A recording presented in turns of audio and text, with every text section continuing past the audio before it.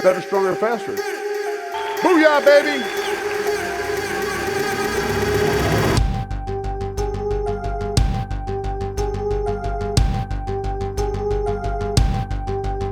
Booyah, baby!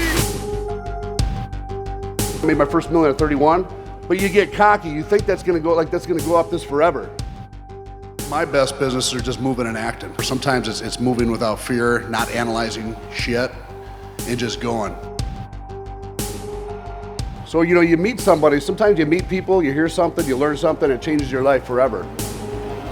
You can become whatever you want. Successful entrepreneurs, they're building a future in their minds. They're taking steps every day. Every day they're executing like a freaking maniac to hit that goal. And that's the difference.